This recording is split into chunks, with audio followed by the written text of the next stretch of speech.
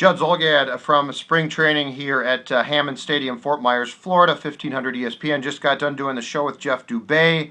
Judd and Dubay, in case you haven't heard of it, 9 to 1 p.m. now on 1500 ESPN. Down here for a few days covering spring training, both for 1500 ESPN, the station, and also the website, 1500ESPN.com. Once you get to today's events at spring training, and you might be saying to yourself, Judd, it's spring training.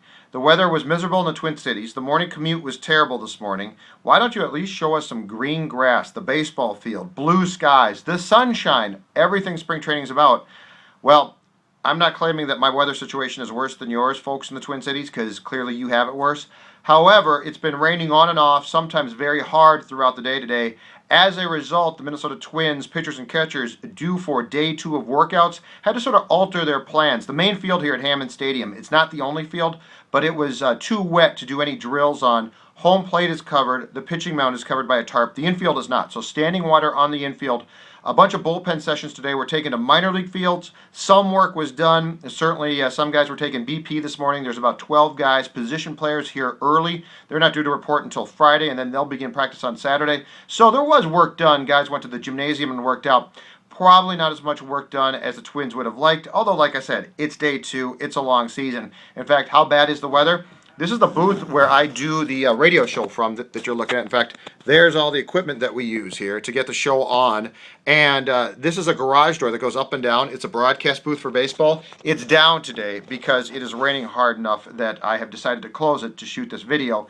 The rain was coming down very hard as I stepped in here.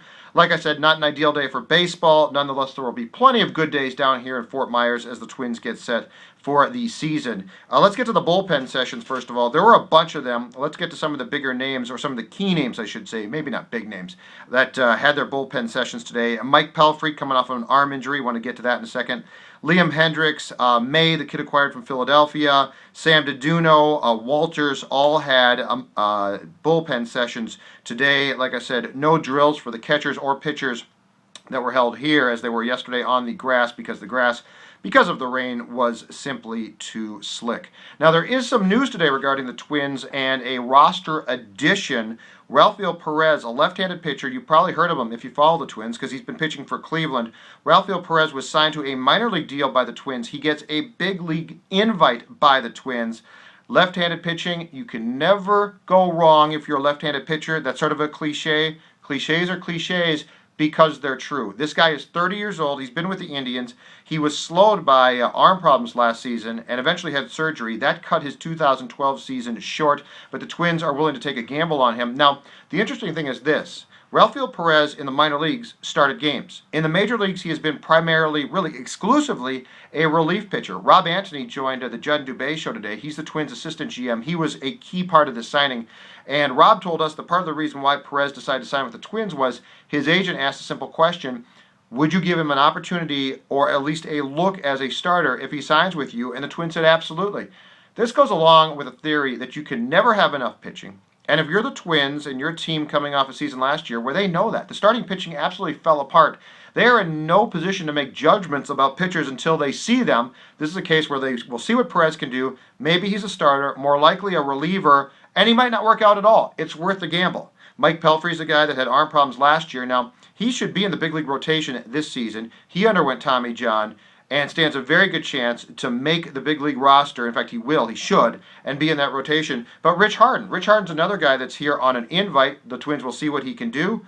Once again, Harden didn't pitch last year, but the Twins are in no position to look at the Rich Hardens of the world and say, you can't make a comeback. The Twins want to see what a guy like Rich Harden can do. They want to see what a guy like Rafael Perez can do. It all makes sense if anybody has seen what's happened to pitching, especially the Twins last season. You go into Fort Myers with this expected rotation. Look at the Twins' rotation last year. It blew up. It fell apart. It wasn't just bad pitching. It was injury problems. It was surgeries. It was this. It was that. So the Twins are acquiring pitchers to try and help that situation out and to try to solidify the starting pitching staff, the bullpen, which, by the way, Terry Ryan and Rob Antony did an excellent job of rebuilding last season. You know, you look at what the Twins, what went wrong in a 96-loss season last year. 2 years ago, it's 99 losses. So if you're a fan or you're an observer, you're looking at that saying, what's the difference? Both teams were terrible. The one thing Terry Ryan did, though, when he took over for Bill Smith during the offseason after the 2011 season, Terry Ryan came in and rebuilt the bullpen and got a pretty respectable lineup, too, for the Twins. Now, Morneau and Mauer were healthy. That certainly helped matters, especially when Morneau started to come back and feel a lot better after the concussion issues. Nonetheless, what's the one area that let the Twins down last year? What's the one area they have to build back up?